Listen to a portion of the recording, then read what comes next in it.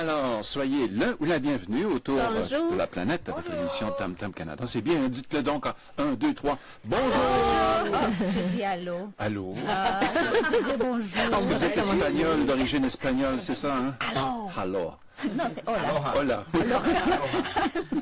C'est espagnol, alors. Alors, on est comme... il y a deux Espagnols ici. Là. Il y a notre ami... Oh, ça va bien. Notre j'allais dire belle amie, moi. Oui, belle amie qui est avec nous, de la section espagnole. Paloma, vous êtes maintenant, cette semaine, avec la section française. Exactement. Vous êtes un peu comme un domino. Vous avez deux faces. Oui. Très agréable de vous retrouver en vous cette semaine. Et puis, on a aussi Leonardo Gimeno. Alors, bonjour. Webmestre de la section latino-américaine, qui est avec nous parce qu'on a besoin de deux webmestres dans ce laboratoire de diffusion. Absolument. Hein? C'est vrai? Tellement compliqué, là. C'est vrai, c'est même pas On demande beaucoup de choses compliquées techniquement. Ouais. Non. Mais on va s'appesantir sur la question technique avant de plonger vers notre sujet d'actualité de la semaine, si vous le permettez. Vous avez apporté avec vous Black Magic. Oui, c'est ça, Black Magic. C'est un don personnel que vous avez fait à Radio-Canada International. Exactement. En fait, ils m'ont prêté ça. C'est quoi? pas à moi. C'est pas à vous? C'est une petite boîte qui nous laisse rentrer des caméras professionnelles à l'ordinateur comme si c'était une caméra web. Ah. En fait, c'est toute une retrouvaille. C'est pour ça qu'on a une meilleure qualité d'image en ce moment. Absolument, on a une caméra Bonjour, pro. dis-nous si l'image puis est bonne. Ça va mieux. Est-ce qu'on a l'air plus beau? Oui. Ça descend. Je pense que Marie-Claude, vous avez l'air plus belle encore que jamais. Oh, merci Stéphane. Marie-Claude, notre webmestre du secteur français. Et puis, Wu, de la section chinoise, est avec nous également cette semaine. Alors, notre sujet, on revient sur cette question de ces demandeurs d'asile qui viennent des États-Unis, qui fuient l'Amérique de Donald Trump et qui arrivent au Québec, autour de 6 000. Le nombre semble diminuer au niveau de l'importance, là, depuis quelques jours. C'est ce que rapportent les médias, mais pour beaucoup de Canadiens, ou beaucoup de Québécois surtout, on parle de crise. Ce à quoi se refusent les autorités politiques en place en parlant non d'une situation inhabituelle, irrégulière, mais il n'y a pas de problème dans l'ensemble. Notre question aujourd'hui, c'est est-ce qu'on est prêt pour un débat sérieux sur l'immigration au Canada? Parce que c'est en train de faire des vagues, cette histoire d'immigrants ou de personnes qui arrivent des États-Unis. Qu'est-ce qu'on a appris de nouveau cette semaine? Léonora n'est pas là. Paloma. Mais on a appris que les Québécois, en fait, c'est pas tout à fait cette semaine, mais dans les derniers jours, que les Québécois sont un peu inquiets de la situation de l'arrivée des immigrants demandeurs d'asile. On a aussi appris que, moi j'ai un petit tableau ici pour vous dire qu'il faut se poser la question si c'est une crise ou non. En 2001, il y avait autour de 44 000... On peut montrer, pendant que vous nous montrez ce qu'il y a de nouveau cette semaine, on peut montrer des vidéos, des images de ces réfugiés ou de ces demandeurs d'asile qui arrivent des États-Unis pour mettre tous nos internautes dans le bain, d'accord? Exactement. Donc, en 2001, Stéphane, il y aurait eu à peu près 44 000 demandeurs d'asile, en fait, des réfugiés acceptés au Canada. Ça, c'est en 2001. En 2017, pour mettre les choses un peu en perspective, on parle maintenant de 18 000 demandeurs d'asile. Donc, on est encore, disons, dans la marge qui a déjà été franchie par le passé. Donc, si on veut appeler ça une crise, mais il faut se poser la question, il faut justement créer ce débat. Mais on est là-dedans, en fait. Il faut se poser cette question-là. Toujours sur ces images qui ont été tournées par nos collègues de la CBC à Radio-Canada. Donc, on demande à Wu, qu'est-ce que vous avez appris de nouveau cette semaine au sujet de ces demandeurs d'asile? Qu'est-ce qui vous a frappé cette semaine? C'est-à-dire que l'attitude du gouvernement a commencé à changer. Au début, si on se souvient du premier ministre Trudeau, son premier tweet, on a les bras ouverts, la porte ouverte, bienvenue, soyez bienvenus chez nous. Mais cette semaine, on commence à dire, écoute, on va commencer à faire une enquête pour savoir est-ce que derrière il y a pas des mains, des gens sournois qui sont en train de faire quelques complots pour pousser. On est en train de au moins pour savoir est-ce qu'il y a des groupes de trafiquants, des gens comme ça. Et on commence ce matin dans la radio, dans les nouvelles, j'ai entendu dire que on a les bras ouverts, mais on n'a pas la porte ouverte. Je sais pas. Ça veut dire qu'on essaie d'ajouter une nuance. Si on n'a pas dire qu'on ferme la porte, au moins... Alors, on est en opposition par rapport à notre image. Je pense ici, Marie-Claude, il semble y avoir le premier ministre Trudeau qui dit on est très ouvert, et là, on se frappe à la réalité que quand on est trop ouvert, ça peut créer des remous, des soucis. Ouais. Mais moi, ce que j'ai appris cette semaine, en fait, c'est une phrase simplement dans un article de notre collègue Levon Sevuns de la section anglophone, qui nous a rappelé un peu comment nous, les Canadiens, avions fait face à la crise après le tremblement de terre en Haïti. Et puis, ce serait bon de faire un effort de mémoire avant de commencer, pour vraiment avoir une bonne perspective sur ce qui se passe en ce moment, parce que nous aussi, nous avions donné des statuts temporaires, mais seulement de 6 mois ou d'1 an. Ensuite, ils ont été prolongés, mais pas indéfiniment. Puis finalement, ils sont plus du tout valides. Il y a certains Haïtiens qui sont au Canada en ce moment qui n'ont aucun statut. Il y en a d'autres qui ont été renvoyés. Alors, c'est un peu curieux qu'on ait eu notre propre histoire avec notre propre façon de gérer cette crise-là. Mm-hmm. Et puis que maintenant, tout d'un coup, il faudrait faire fi un peu de ce qu'on a fait nous-mêmes avec cette situation-là, puis accueillir à bras ouverts sans poser de questions ou sans comparer, ou des Haïtiens qui ont, eux, eu, si je comprends bien, aux États-Unis, un statut temporaire de 7 ans, alors, beaucoup plus généreux que les Canadiens avaient donné. Et puis, on s'entend que c'est ça. Je trouve qu'il faut faire quand même un effort. Ouais. Leonardo, on va revenir ici en studio, discuter ensemble, préparer l'arrivée de notre prochain invité. Ce sera donc une vidéo sonore. Il y a beaucoup de gens qui s'expriment dans cette affaire. Il y a les modérés, il y a les peureux, il y a les inquiets et il y a les radicaux. Les radicaux qui sont sortis de terre après ce qui s'est passé aux États-Unis. Les médias ont été très sensibles à leur message et eux-mêmes ont semblé en profiter, telle une vague comme des spécialistes du surfing. À Los Angeles, sur les plages. Non, mais on a senti ça. Et on l'a senti dans la ville de Québec, où la Meute, un de ces groupes radicaux, a pu manifester, mais en toute... silence. Ben oui. Silencieusement. Mais avant la manifestation silencieuse, ils se sont quand même exprimés via leurs médias non officiels, c'est-à-dire non pas Radio-Canada, les grands médias officiels, non, leurs propres médias, c'est la réalité de l'Internet aujourd'hui. Et on a capté pour vous un moment d'un discours qui semble être le discours de beaucoup de Québécois modérés. On écoute ça.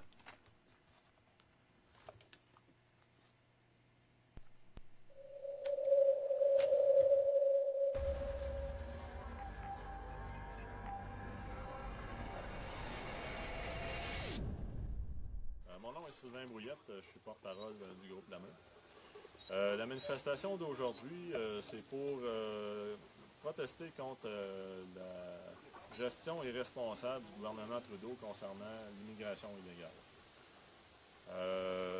Puis aussi pour souligner notre support à la GRC, parce qu'on a beaucoup d'agents qui nous parlent en privé puis qui dénoncent des situations qui n'ont aucun sens puis qui sont contraires à leur serment. Donc, on veut juste leur faire savoir que nous, on sait que c'est pas leur décision puis que le peuple...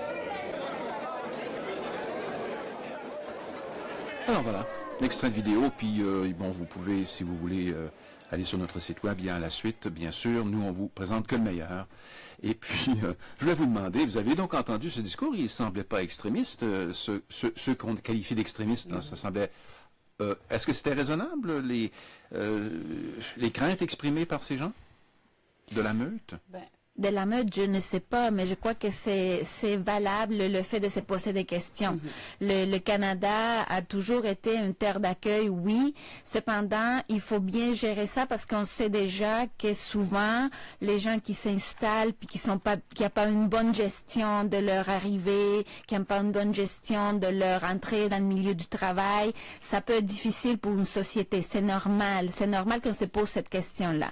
Donc, indépendamment de ce que la Meute dit, je pense que la société canadienne a le droit de se poser cette question. Puis la question que vous vous posez cette semaine, est-ce qu'on est prêt pour faire un débat sérieux concernant l'immigration et concernant le cas particulier des demandeurs d'asile est complètement valable. Il faut il faut faire ce débat-là. Le Canada est un petit peu en retard par rapport à ça. L'Angleterre a eu ce débat. Oui. Non, mais c'est une histoire de base. Quand les réfugiés syriens sont arrivés, il y avait Il y a un an et un demi. discours qui disait, ben là, c'est vraiment étudié cas par cas. Les gens étaient investigués.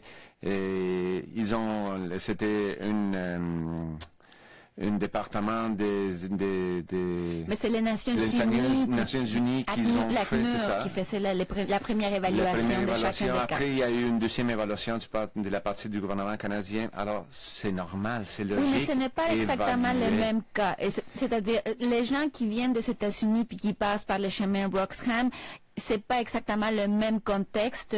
La Syrie, c'est loin, donc Non, il non, faut mais quand passer par même, d'autres ce que moyens. je dis, c'est qu'il faut toujours faire prévision. Il y a une puis, question de sécurité. Tout à de fait. sécurité, c'est ça, seulement ça, en fait. Et je dis pas fermer les portes, mais je dis, en tout cas, faites un petit peu de recherche pour voir si c'est vraiment le cas, puis si tout le monde est apte pour rentrer au Canada. Mais c'est ce qu'on fait avec tous les demandeurs d'asile d'ailleurs. C'est pas nouveau pour les Syriens, c'est pas nouveau pour les Haïtiens, c'est ce qu'on fait pour chacun des personnes qui rentrent au pays. En fait, quand je fais les démarches pour venir au Canada, je fais une permis de l'Interpol.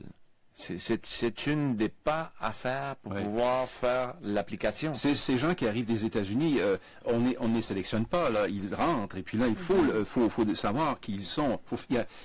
Ce qu'il disait, c'est que les Syriens, il y avait eu un triage fait par les Nations Unies au préalable, et ensuite le Canada faisait sa propre enquête. Là, il faut tout faire, il faut partir de zéro. Je pense qu'il y a une inquiétude à ce niveau-là. Mais on va revenir à ce débat qui ne doit pas avoir lieu au Canada sur l'immigration. Je vais vous le montrer de ce que ça représente au Canada, l'immigration. Parce que c'est une valeur du pays, pas seulement une valeur du premier ministre Justin Trudeau. Ça, on ne s'est pas levé il y a un an et demi en disant on est ouvert. On était ouvert avant. Mais regardez, vidéo numéro 3 qui nous montre que nous ne sommes pas le pays le plus ouvert au monde, mais presque. Le pays le plus ouvert au monde, c'est au prorata de la population, c'est-à-dire le pourcentage de personnes qui sont immigrants ou d'origine extérieure. C'est en Australie qu'on retrouve 26%. Est-ce que c'est ça que dit le... J'ai pas des longues vues, moi, pour voir ça. Oui, 26. 26,8. Bon. Et puis au Canada, c'est combien? Juste le deuxième pays? 20,6. Ça veut dire quoi, ça, présentement, si vous allez au Canada, en moyenne, vous avez une chance sur combien de rencontrer quelqu'un qui est né à l'étranger? Sous 5? Expert en maths. Oui, expert, c'est sûr. C'est sûr. Ce qui m'amène à la question remue-ménage. Donc, retour ici en studio. C'est une question, je l'appelle maintenant comme ça, question remue-ménage. Donc, c'est à la fois une question jeu, puis une question pour savoir si vous êtes intelligent. D'accord? OK. Mais c'est un titre. Ça m'angoisse à Alors, chaque fois que je vous joue dites pas. ça. Parce que vous allez rendre compte que moi, je suis intelligent. Ben, vous le cachez bien. Alors, voici. Il y a 36 millions de citoyens en ce moment au Canada. Combien y aurait-il de citoyens au Canada dans 100 ans, en 2117? Vous savez, on voyage beaucoup dans le temps dans cette émission. Si demain matin, on fermait notre frontière aux immigrants. Donc, plus d'immigrants, plus personne pour nous aider à accroître notre population. Dans 100 ans, 36 millions de citoyens aujourd'hui, combien y en aurait-il au Canada? 26. 26 millions? 26 millions. Une baisse donc de 10 millions? 10 millions. Oui. Qui dit mieux? Je tire autour de 30. 30 millions? Il y aurait 30 millions moins de Canadiens? Non, Il il y aurait reste 30 millions. Ben, vous n'êtes pas loin de la bonne réponse. Ah, bon. Non. Oui. De votre côté, Marie-Claude, avez-vous une Qu'est-ce que estimation? Parle-moi a dit? Moi, je dis 26. Toi, tu as dit 30. Ben moi, je vais dire 24. 24. 24 millions. 20 millions, au moins. Bon. Peut-être moins. C'est pas le Price is Right ici, là. Si vous n'avez pas la bonne réponse, tant pis. Mais J'aimerais ça gagner quelque chose si je gagne. c'est le certificat d'intelligence. Participation de la semaine prochaine. Tu viens encore à Tam Tam. Parfait, c'est parfait. Ah oui. J'adore ça. Bon, écoutez, on va avoir la réponse. Moi, c'est pas moi qui l'ai donnée. C'est un journaliste qui est un journaliste indépendant qui a publié un article, c'était au mois de juin. Il s'appelle Nail Chiab et il a écrit un article sur à quoi ressemblerait le Canada sans les immigrants. Je vous propose de l'écouter. Nous sommes prêts pour la vidéo numéro 4. Un sympathique jeune homme. Je lui ai lancé une invitation pour participer à Skype cette semaine. Elle a dit non, j'ai quelque chose d'autre à faire. Alors, c'est de sa faute. Ah. Le voici quand même. Après un siècle, le Canada aurait perdu le tiers de sa population. Le vieillissement de la population et le nombre de décès qui augmente dans notre société est plus important que le nombre de naissances on n'a pas suffisamment d'enfants au Canada. Et finalement, après quelques décennies, on serait plus capable de renouveler notre population. En revanche, après un siècle, avec un scénario avec immigration, et une immigration qui ressemble à celle des dernières années, c'est environ 8 immigrants pour 1000 Canadiens, ils se sont rendus compte qu'avec l'immigration, on ferait plus que doubler la population du Canada. Donc d'un côté, avec l'immigration, une immigration semblable aux dernières années, on doublerait la population du Canada, et de l'autre côté, sans immigration, on perdrait le tiers de notre population après 100 ans. Le poids démographique du Québec, selon les projections, même avec immigration en ce moment, il diminuerait parce que le Québec est une province moins diversifiée que la moyenne canadienne. On accueille un petit peu moins d'immigrants. On a aussi des citoyens québécois qui quittent la province pour aller vivre ailleurs au Canada.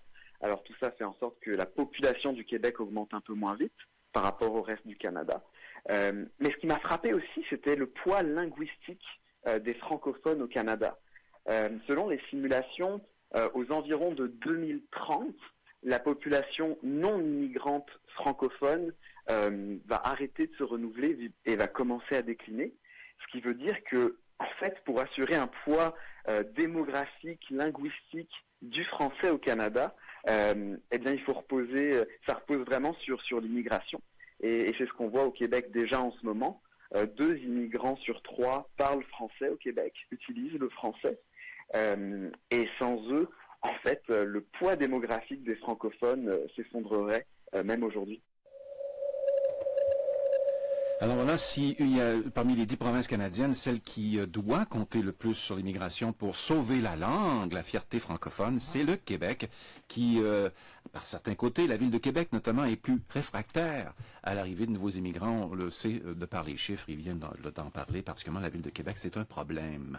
Alors, sur ces images, maintenant, je vais vous montrer à quoi ressemblerait, parce que là, il a parlé beaucoup. Voici une image qui vaut 10 000 mots. Je vous jure, c'est une seule image.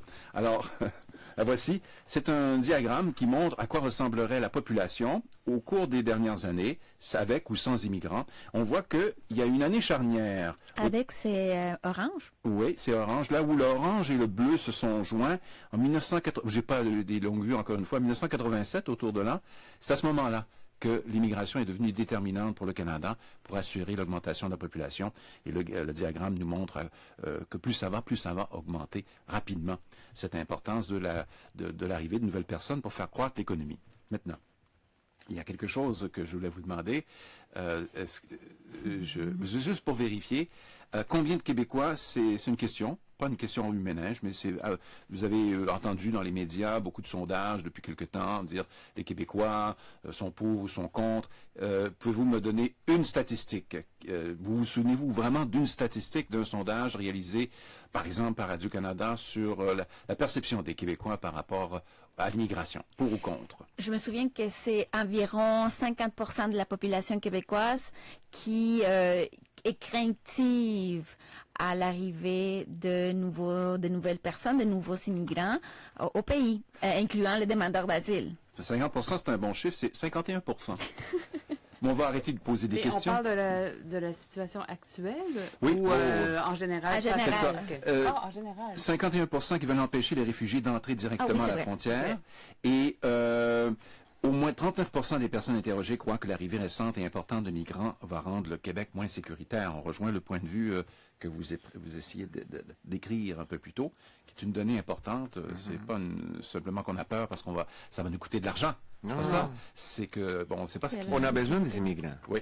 On continue à faire ça, la promotion de l'immigration. Mais dans ce cas-là, il faut vraiment faire toutes les pas qu'on a fait tous les immigrants qui sont ici. Mais ce matin, j'entendais Paul Journet de la presse dire qu'on n'a pas vraiment besoin des immigrants au niveau économique, que leur poids économique n'est pas si grand et si important. Ben, si on leur donne pas d'emploi, c'est sûr. Oui. Exactement. Donc, ça dépendait vraiment du type d'immigration, du type d'emploi que ces personnes peuvent avoir en arrivant ici, ou s'ils continuent de de faire des bébés ou Oui. non, Oui. et de la qualité de leur emploi. Donc, effectivement, Moi, je dirais que ça c'est une dépend. affaire d'intégration. Plus ils Ça dépend. s'intègrent, plus ils peuvent contribuer de manière égale aux citoyens, et plus les citoyens peuvent leur demander une contribution égale. Là. S'ils parlent la langue, c'est important, ça, c'est névralgique. Je vais vous montrer ces photos qui viennent de Calgary, tournées par nos amis de la CBC. Ils sont très actifs, ils ont des stations un peu partout à travers le pays, eux. Et Le Radio-Canada aussi. oui, oui, c'est ça. Je fais de l'humour vert. Alors, voici, ça, c'est un centre sportif de Calgary, l'hiver dernier. Une équipe qui a été filmer ces images parce que vous voyez des jeunes qui arrivent un petit peu partout dans le monde, des nouveaux arrivants, et on les initie. Hein, on veut essayer de leur montrer c'est quoi le Canada au hockey. Ça donne des scènes un peu surréelles où des gens mettent des patins pour la première fois, puis touchent à de la glace pour la première fois, puis on se demande, bon, qu'est-ce qui va se passer. Ça se déroule bien, puis on donne des conseils. On a enlevé le son parce que ça se passe en anglais, vous savez comment ça se passe là-bas. Et ça m'amène à vous demander, c'est quoi le sport national des Canadiens? Est-ce que c'est encore le hockey ou ce serait pas autre chose? Paloma, on vous pose pas la question, vous Il y en avez a la deux, réponse. hein? Il y en a deux, un pour l'hiver puis un pour l'été. La crosse, c'est pour l'été, puis les hockey, ils voulaient les rendre comme les officiels, mais ouais. pour l'hiver. Et vous connaissez beaucoup de gens qui jouent à la crosse, vous? Non. Bah oui, je connais deux personnes. Mais Oui, deux c'est pas personnes. beaucoup, mais c'est deux. C'est Moi, deux, je le quand connais même. comme zéro. Je pense que c'est comme le castor, c'est très symbolique. Mais j'ai l'impression que même en été, le hockey, c'est encore national, étant donné qu'il y a beaucoup de discussions qui continuent. On choisit les membres d'équipe et puis tout ça. Mais en fait, c'est une erreur. Au niveau des nombres, il y a plus de jeunes maintenant qui jouent au... Soccer. Pardon? Ah oui? Football. Les foot. C'est ça. Foot. C'est la nouvelle c'est vrai? réalité. C'est dans les grandes villes. Ouais. Toronto, c'est ça vraiment qui fait pencher la balance. Et Montréal, maintenant, qui suit. Oui, mais non, mais l'histoire, c'est que quand je suis arrivé, ça fait 15 ans, on voyait les enfants jouer au hockey dans la rue. Maintenant, à l'été, Oui. on les voit, c'est vraiment, ils jouent au football. C'est Vous parlez similaire, de vrai mais ça- football, pas football américain, pas football canadien, le foot avec les pieds. soccer. Est-ce que On c'est la l'appelle soccer. faute des immigrants?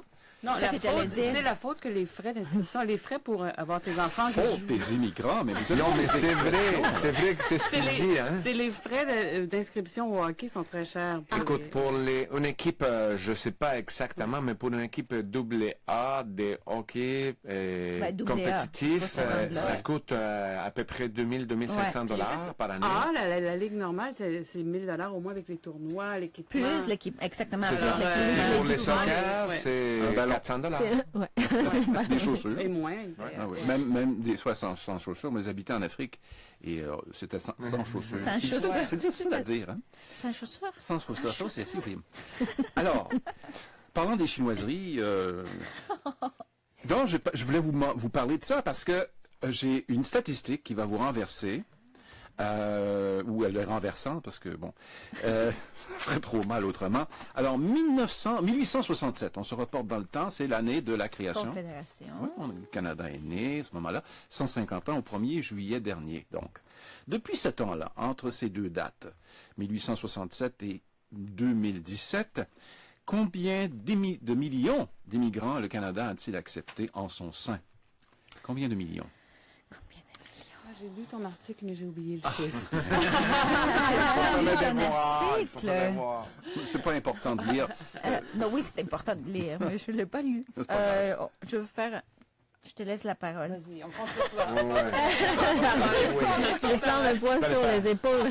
Mais je dis je dis 2 millions. 2 millions? Oui. OK. 2 millions, 2 millions. Mais sauf que 2 millions, Non. sans compter leurs enfants. Parce là. qu'aujourd'hui, il y a un Canadien sur 5 qui est déjà né à l'étranger, donc on est 36 millions, ça On fait déjà reçoit que... autour de 250 000 par année. Oui, Donc, Alors, 2 millions. non, je dirais un peu plus. 30 Ok. millions. 30 millions.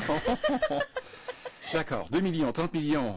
Marie-Claude. 20 millions. 20 millions. 12,5. 12,5. C'est Marie-Claude qui a la bonne Ça réponse. devait être dans mon subconscient. Je te l'ai dit, je l'ai lu. Oui, c'est ça. C'est resté 20 gravé. millions. 17 millions. 17 millions. Elle est la plus proche de la bonne réponse. Ensuite, c'est Leonardo. Ensuite, Et ne parlons pas des autres. Non. Non. En 2036, on continue le jeu, là. Hein, qui dit mieux? Qui te double? En 2036, un Canadien sur combien sera un immigrant ou un enfant d'immigrant? Oh mon Dieu, on dirait que 1 sur 3. 1 sur 3 3? sur 5. 3 sur 5? 12 sur 11? 4 sur 7.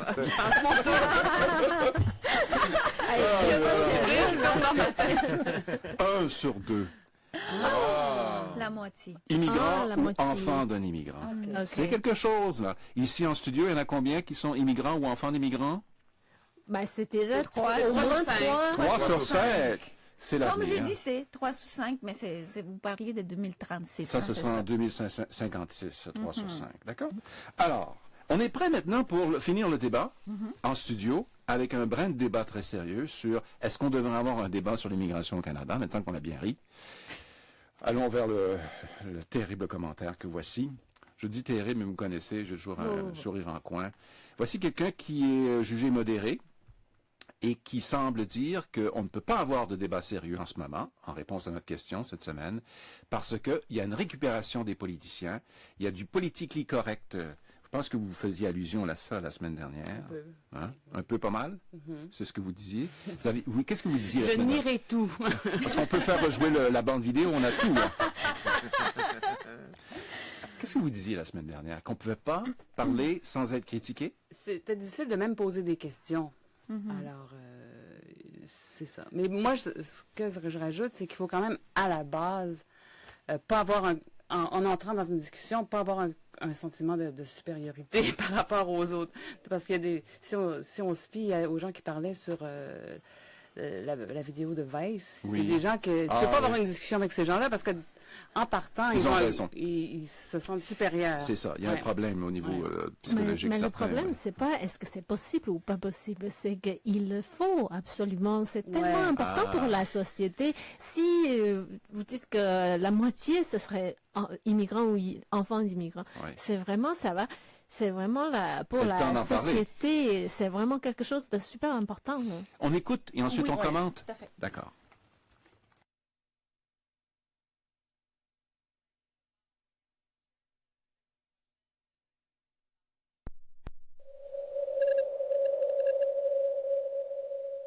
Alors, des chiffres quand même assez éloquents qui nous disent que la question de l'immigration, c'est toujours explosif et que quand c'est sensible à ce point-là, c'est tout à fait instrumentalisable. Marie-France Bazot, chroniqueuse et femme des médias au Québec, croit que l'heure est au débat et non à une autre opération de balayage sous le tapis par les politiciens. Question de l'immigration qui continue à casser le Québec en deux, ce serait vraiment du jovialisme ou de l'aveuglement que de le nier. Une question qui a été beaucoup instrumentalisée au Québec et au Canada dernièrement. Or, pendant ce temps-là, il y a plein de vraies questions qui se posent, mais qui sont envoyées vraiment sous le tapis. Comment intégrer les nouveaux arrivants par le marché du travail? Comment franciser les immigrants? Pourquoi vouloir les franciser? La question des seuils d'immigration qui se posent partout en Occident. Je vois pas pourquoi on ne peut pas poser cette question-là ici, ne serait-ce que pour réfléchir calmement à ça. La question de la répartition territoriale des immigrants au Québec. La question des réfugiés. Comment devrait-il arriver? Il y a toute cette question de procédure officielle versus ceux qui arrivent illégalement à la frontière. Ça pose toutes des questions d'empathie qu'on n'a pas toujours face aux réfugiés, des questions d'éthique par rapport à ceux qui font leurs demandes dans les règles. Bref, beaucoup de questions. Ces questions d'immigration dans un monde où la mondialisation est, on va bien se le dire, assez ratée, où les murs pullulent un peu partout, ce sont des questions essentielles. Et au Québec, on tend à balayer ces questions pourtant légitimes. Non, c'est pas du racisme, non, c'est pas de la xénophobie, c'est même parfois de l'humanisme que de se poser ces questions-là. Bref, on tend à les balayer sous le tapis. Alors voilà, on le conclut. disait au tout début de cette émission, Stéphane, c'est que c'est valable de se poser cette question-là parce que dans la société, il faut toujours se poser des questions. Attendez, là, il y a Là, vous du parlez bruit en entre classe. vous, là. Non, Qu'est-ce une question qui se technique. passe? Rien de... non, Non, Ouais, j'ai l'impression partagez, qu'il y a là, pas de... c'est- Je le partage de 2 secondes avant que la Oui. vidéo finisse. Oui. C'est la petite caméra qui est là, qui pointe vers l'écran, il est lâché. Mais on a eu vraiment le son l'essentiel. qui est tout... C'est pas Black Magic, ça. Non, c'est pas Black Magic. C'est vrai, Jamais il faut avoir Black Magic, ça résout le problème. Donc, il faut remplacer les batteries, il faut un petit budget spécial. Je pense. c'est plus que des batteries. Puis une chose que j'ai beaucoup aimé de son commentaire, c'est la question concernant la francisation.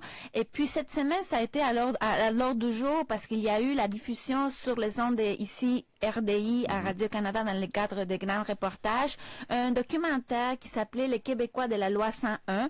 Il faut rappeler à nos auditeurs que la loi 101, c'est la loi qui oblige aux immigrants à prendre l'éducation, à faire leur éducation en français, les enfants d'immigrants particulièrement. Ouais. Donc, c'est une loi qui a permis d'assurer le français, que le français soit partie de la population, de la vie quotidienne au Québec depuis 40 ans maintenant.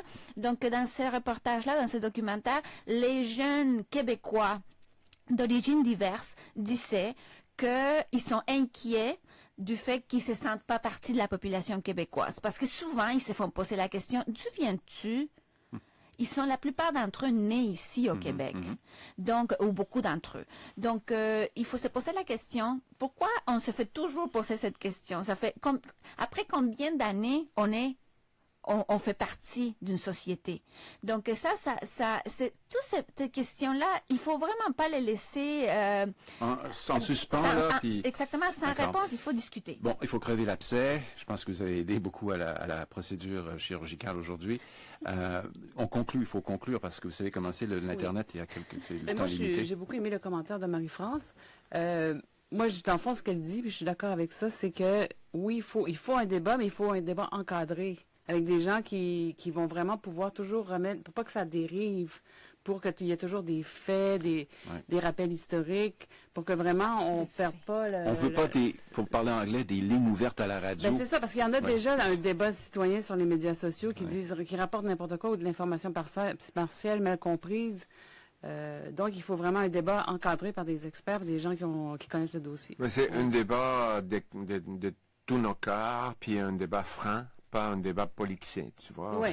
C'est-à-dire que ils commencent pas les intéressés à essayer de prendre l'immigration comme un point pour ou contre leur politique. Oui, oui. C'est ça que j'aime pas. Moi, il y a une chose... Je vais vous donner un point de vue, là, puis je vais terminer là-dessus. Oui, on parle beaucoup de l'immigration parce on dit c'est bon pour l'économie, ça fait croître l'économie. S'il n'y avait pas augmentation de la population, l'économie ne croîtrait pas. Peu importe, même dans les pays où il n'y a pas d'immigration, on dit il faut que la population croît parce que sinon on va se faire dépasser par les autres pays où la population devient plus importante. On a un modèle économique basé sur la croissance de la population qui me semble un peu fou parce qu'arriver à 15 milliards de personnes autour de la Terre, ça va éclater quelque part. Donc, il faudrait peut-être réapprendre ou apprendre un tout nouveau modèle. Je ne veux pas partir de révolution, moi, je veux juste un débat. Mais je pense qu'il y a un problème. Il faut qu'on se parle. Il faut qu'on se parle, puis il faut qu'on se comprenne. Oui. Oui, et vous me faites penser au Japon. Moi, je vous fais penser au Japon.